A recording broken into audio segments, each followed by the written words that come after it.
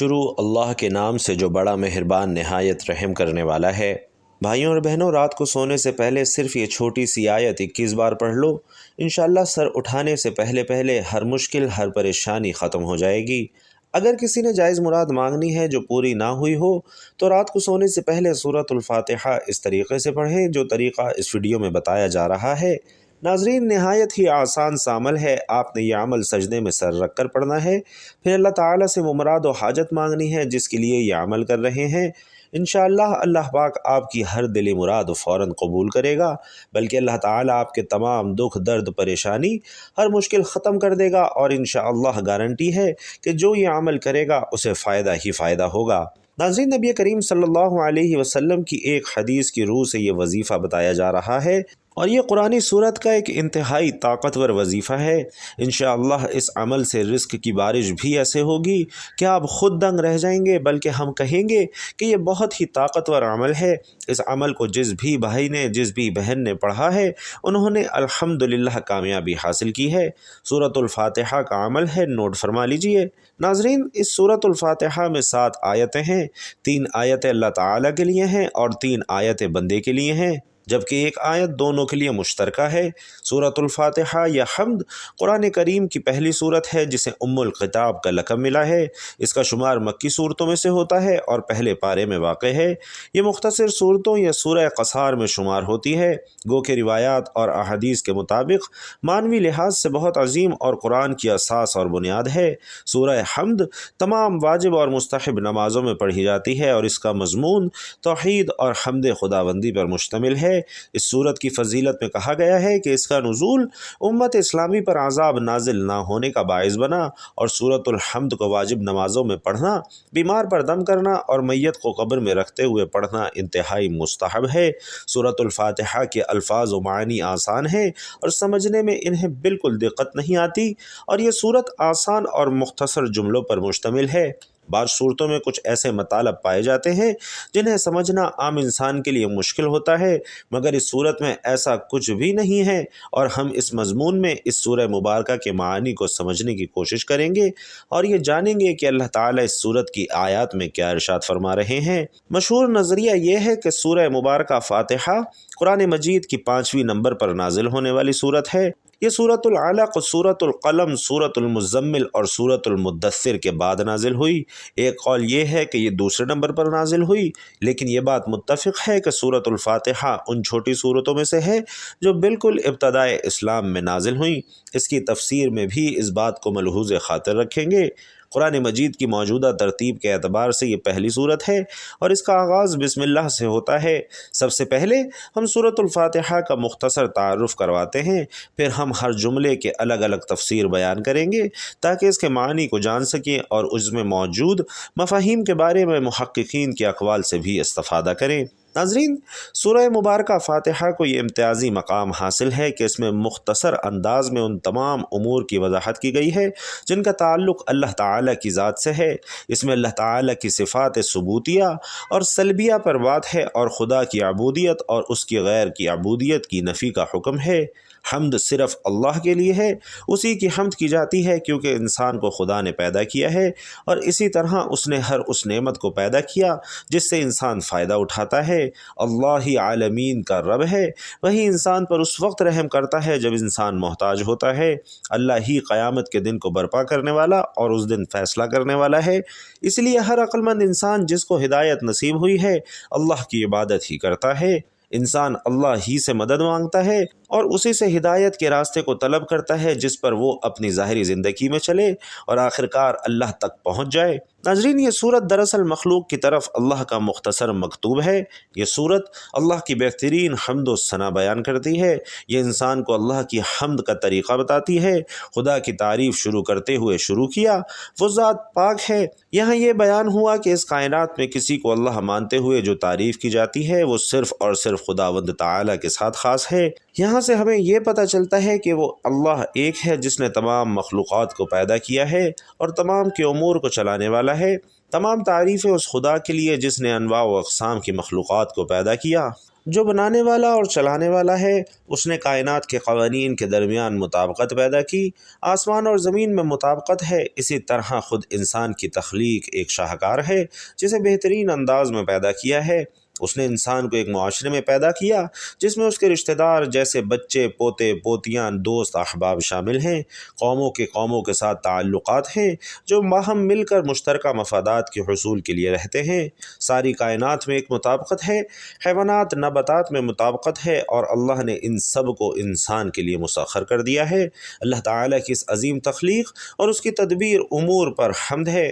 ناظرین، قرآن مجید کی چھوٹی بڑی تمام صورتوں کے مطالعے کے دوران یہ معنی واضح ہو جاتا ہے۔ اس کائنات کی تخلیق اور اس میں موجود دقیق نظام دیکھ کر انسان اللہ کی حمد و ثنا کرتا ہے۔ کبھی کبھی کچھ لوگوں کے لیے چیزوں کو مزید واضح کرنے کی ضرورت ہوتی ہے، اور اس میں ان لوگوں کے لیے اس کائنات کی وسعتوں اور اس میں موجود پیچیدہ نظاموں کو تفصیل سے بیان کرنا پڑتا ہے، اور یہ وضاحت کے ساتھ بتانا پڑتا ہے کہ اس پیچیدہ نظام کو چلانے کے لیے ایک حکمت والے صاحب اختیار کی ضرورت ہے۔ قرآن مجید کی بہت سی آیات اس کی وضاحت کرتی ہیں۔ خدا کی تخلیقات، اس کی تخلیق میں پائی جانے والی خوبصورتیاں اور اس کی تخلیقات کا باہم مربوط ہونا، یہ سب اس بات کا تقاضا کرتے ہیں کہ اس خالق و مالک کی حمد کی جائے۔ جب کسی چیز کی تعریف کی جاتی ہے، مثلا ہم کہتے ہیں کہ یہ باغ کتنا خوبصورت ہے، یہ چیز کس قدر تعجب آور ہے، یہ چیز کتنی زبردست ہے، اور یہ آسمان کس قدر وسعت رکھتا ہے، تو یہ سب اللہ کی تعریف کے زمرے میں آتا ہے۔ ہم کسی چیز کی بڑھائی، اس کی وسعت یا انسان کی قدرت، قابلیت سے جانتے ہیں۔ وہ قابلیت جس سے وہ قسم قسم کی دریافتیں کرتا ہے، یا چیزیں ایجاد کرتا ہے، مسائل کا حل نکالتا ہے، فکر کرتا ہے۔ ہر وہ عمل جس کے ذریعے سے انسان کسی کی مدح کرتا ہے، در حقیقت یہ مدح اللہ کی طرف پلٹتی ہے۔ بہت سے لوگ کائنات کی پیچیدہ مخلوقات کو جانتے ہیں، اس پر حیرانی کا اظہار کرتے ہیں، مگر ان کے بنانے اور چلانے والے کی طرف توجہ نہیں کرتے۔ اللہ کا شکر ہے، اور وہ پاک ذات ہے۔ الحمد کے بعد اللہ تعالیٰ نے عالمین کو اپنی مربوطیت کی طرف متوجہ کیا ہے اور رب العالمین ہونے کا ذکر کیا ہے۔ یہ رب العالمین اللہ سبحانہ و تعالی ہے، اور عام طور پر لوگ اس بات کا اعتراف کرتے ہیں، اور جزیرہ عرب میں بھی ایسا ہی تھا۔ باوجود شرک کرنے کے وہ کائنات کو اللہ کی ہی تخلیق مانتے تھے۔ اللہ تعالیٰ قرآن مجید میں ارشاد فرماتا ہے، اور اگر آپ ان سے پوچھیں آسمانوں اور زمین کو کس نے پیدا کیا ہے، تو یہ ضرور کہیں گے اللہ نے۔ اور ناظرین، ربوبیت کا مقام دراصل مخلوق کے امور کو منظم کرنے، ان کی ضروریات کو پورا کرنے، ان کے معاملات کو سدھارنے کو کہتے ہیں۔ جب یہ کہا جاتا ہے کہ یہ فلاں چیز کا رب ہے، تو اس کا مطلب ہوتا ہے کہ وہ اس چیز کا مالک ہے۔ مثلا جب رب الغنم یعنی بھیڑوں کا رب کہا جاتا ہے، تو یہ ان بھیڑوں کے چرانے والے اور دیکھ بھال کرنے والے کے لیے استعمال ہوتا ہے، جسے ہم چرواہا بھی کہتے ہیں، جو انہیں چرانے کے لیے لے جاتا ہے۔ تو ربوبیت کا مطلب یہ ہے کہ رب اس چیز کا مالک اور اس سے متعلق ہے۔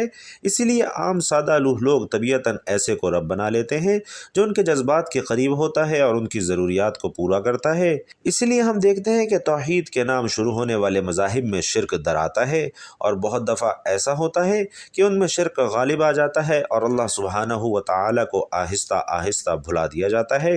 اور اس کی وجہ یہی ہوتی ہے کہ وہ معمولی حیثیت والا شبیہ کی صورت میں ہوتا ہے جسے یہ اللہ قرار دے رہے ہوتے ہیں۔ یہ لوگ اس ظاہری وجود کے پیچھے کسی خدا کے قائل نہیں ہوتے۔ بعض اوقات کچھ لوگ یہ عقیدہ بھی رکھتے ہیں کہ یہ معمولی اختیارات والا ادنا رب ہے، اور بڑا رب عرش پر ہے، اور بڑا رب اللہ سبحانہ و تعالی ہے، اور بڑا خدا انسانوں اور زمین سے کوئی تعلق نہیں رکھتا کیونکہ یہ ان کے قریب نہیں ہے۔ وہ خدا مثلا ملائکہ کے قریب ہے جو آسمانوں سے تعلق رکھتے ہیں۔ انسان کو ایک ایسے رب کی ضرورت ہے جو اس کی دیکھ بھال کرے اور اس کی ضروریات کو پورا کرے۔ اس حقیقی اللہ کے بارے میں ایسے عقائد نظریات رکھنے کی وجہ سے لوگ اس وہم میں پڑتے ہیں کہ دوسرے خدا کی بحث کریں، اور اس آیت مجیدہ میں رب العالمین سے مراد ہر ایک کے لیے موجود اس رحمت الہی کی تاکید کرنا ہے کہ رب ہر انسان سے تعلق رکھتا ہے اور اس کی کفالت کرنے والا ہے۔ جیسے اللہ رب العالمین قرآن مجید میں ارشاد فرماتا ہے، اور جب میرے بندے آپ سے میرے متعلق سوال کریں تو کہہ دیں کہ میں ان سے قریب ہوں، دعا کرنے والا جب مجھے پکارتا ہے تو میں اس کی دعا قبول کرتا ہوں۔ بس انہیں بھی چاہیے کہ وہ میری دعوت پر لبیک کہیں اور مجھ پر ایمان لائیں تاکہ وہ راہ راست پر رہیں۔ اتنے قریب خدا کی موجودگی میں لوگ ادھر ادھر کیوں جاتے ہیں؟ مصنوعی خداؤں کو کیوں تراشتے ہیں؟ کیوں اندھیروں میں گم ہو جاتے ہیں؟ یہاں وضاحت کر دی کہ اللہ تمام عالمین کا رب ہے، صرف فرشتوں کا رب نہیں ہے۔ بعض عربوں کا یہ عقیدہ تھا کہ اللہ صرف فرشتوں کا رب ہے، اور وہ اپنی محدود فکر کی بنیاد پر فرشتوں کو رحمان کی بیٹیاں کہا کرتے تھے، کیونکہ وہ آسمان میں ہوتے ہیں، اور اللہ تعالیٰ ان کے اس غلط عقیدے کو واضح کرتے ہوئے اعلان کر رہے ہیں، اور اللہ کے سوا جنہیں یہ لوگ پکارتے ہیں وہ شفاعت کا کچھ اختیار نہیں رکھتے سوائے ان کے جو علم رکھتے ہوئے حق کی گواہی دیں۔ وہ سمجھتے تھے کہ اللہ صرف آسمان والوں کا خدا ہے اور انسانوں کا خدا نہیں ہے، اس لیے اللہ تعالیٰ نے اپنا تعارف رب العالمین کے ذریعے کرایا کہ اللہ زمین و آسمان ہر جگہ کا رب ہے۔ ناظرین، تیسری آیت میں اللہ رب العالمین کے بعد اس کی تاکید رحمان اور رحیم سے کی ہے، کیونکہ انسان کمزور ہے اور ہر طرح سے محتاج ہے، اس کے دشمن بھی بہت زیادہ خطرات ہیں، اور ان وجوہات کی بنیاد پر انسان اپنی زندگی کے تمام امور میں اللہ تعالیٰ کی رحمت کا محتاج ہے۔ وہ پروردگار اپنی رحمت کی وجہ سے عطاؤں کے در کھول دیتا ہے، اور اللہ تعالیٰ کی مخلوق کے لیے ربوبیت ہے۔ یہ رحمت نرمی اور فراوانی کے ہے۔ یہ معنی انسان کے دل میں امید پیدا کرتے ہوئے اس رب کی طرف لے جائے گا، کیونکہ انسان ایک خیال رکھنے والے، ہمدرد اور لطف والے کی تلاش میں ہے۔ یہاں یہ بات قابل غور ہے کہ اللہ تعالیٰ نے پہلے بسم اللہ میں بھی اپنی ان دونوں صفات حمیدہ کا تذکرہ کر دیا ہے، دو مختصر آیات کے بعد پھر ان کا تذکرہ کر دیا ہے۔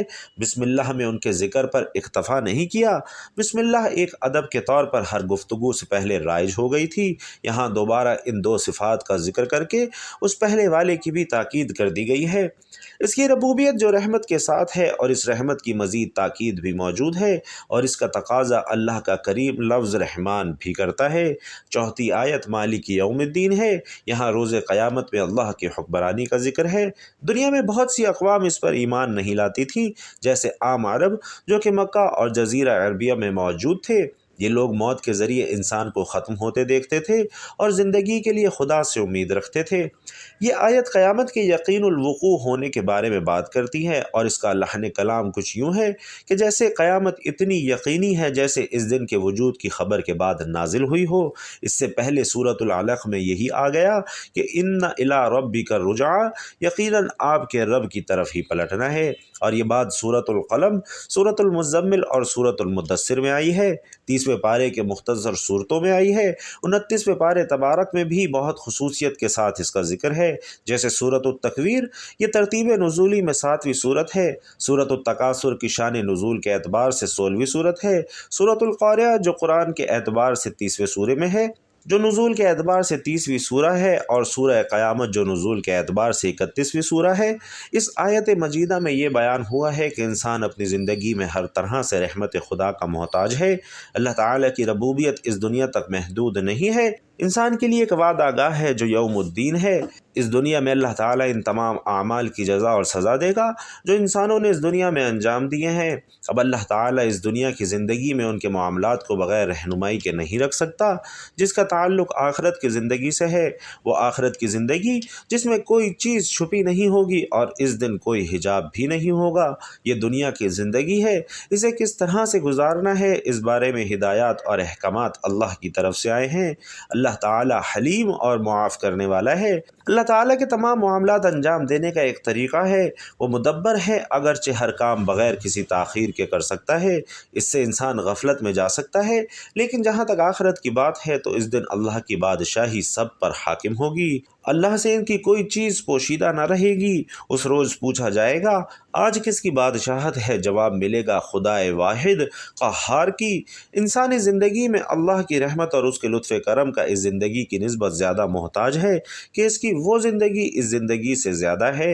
اس آیت سے واضح ہوتا ہے کہ انسان قدم با قدم اس زندگی کی طرف بڑھ رہا ہے، اس لیے اس زندگی کو فانی امور میں بحیثیت کاموں میں ضائع نہ کریں، اس کی طرف ہی کوشش کرنی چاہیے۔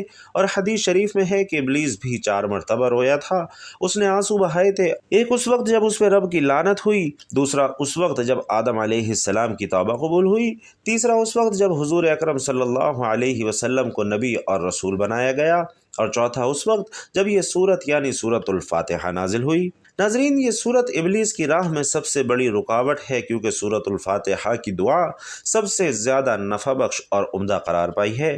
اگر اللہ تعالیٰ بندے کو اس سیدھے راستے کی طرف ہدایت دے اور اس کو اپنی زندگی پر اور گناہوں سے چھوڑنے پر مدد کر دے تو دنیا آخرت میں اس کو کوئی برائی نہیں چھو سکتی۔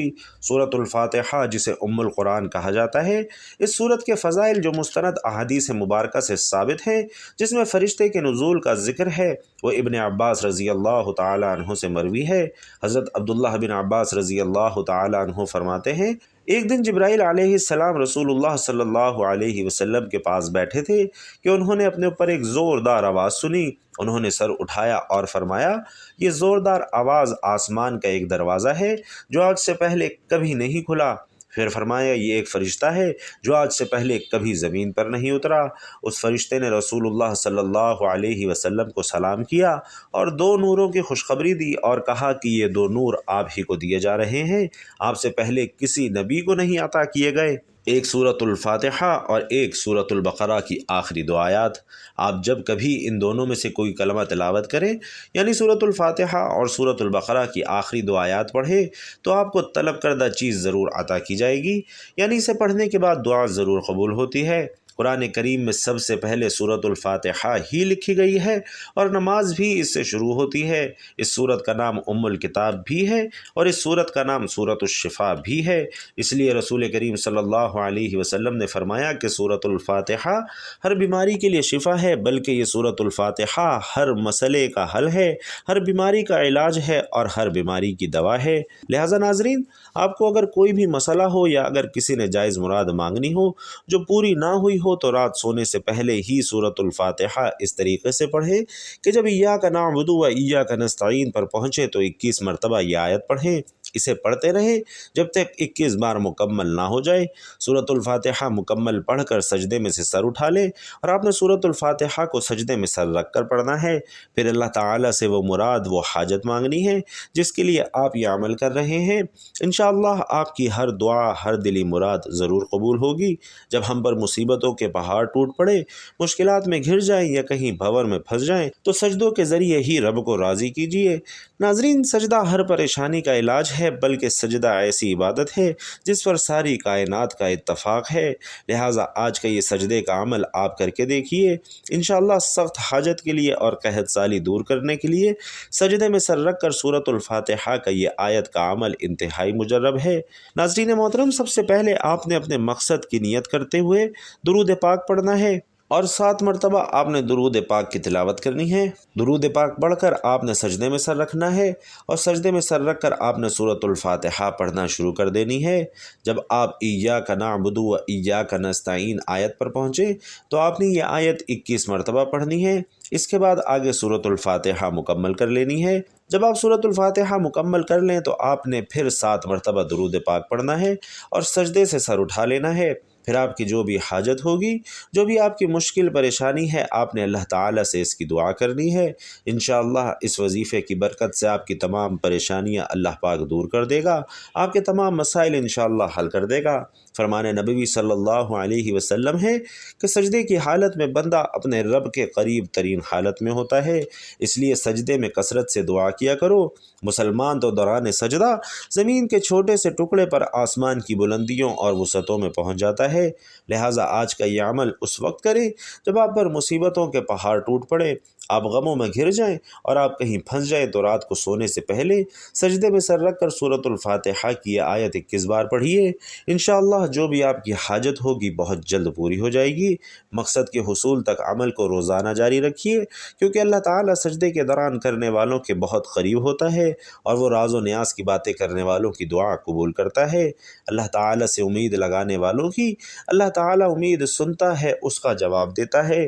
جو بھی اللہ کے قریب ہو وہ اللہ کے ہاں پھر نوازشیں اور بلند مقام پاتا ہے۔ سورۃ الفاتحہ سے متعلق علامہ ابن قیم کا عمل بھی نوٹ فرما لیجئے۔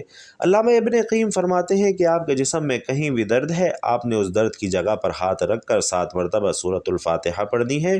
یہ سورۃ الفاتحہ پوری پڑھ لینی ہے، 7 مرتبہ پڑھیں اور پھونک مار دیں۔ انشاءاللہ دن میں 2 مرتبہ اگر آپ یہ عمل کریں گے، آپ کو انشاءاللہ احساس ہو جائے گا کہ آپ کو آرام آ رہا ہے۔ لیکن اگر دن میں 1-2 مرتبہ یہ عمل کریں، آپ کو آرام نہ آئے تو انشاءاللہ 1-2 دن میں ضرور آ جائے گا۔ اور اگر آپ اول و آخر درود شریف بھی پڑھ لیں تو پھر اور زیادہ فائدے اور اثر انگیزی ہے۔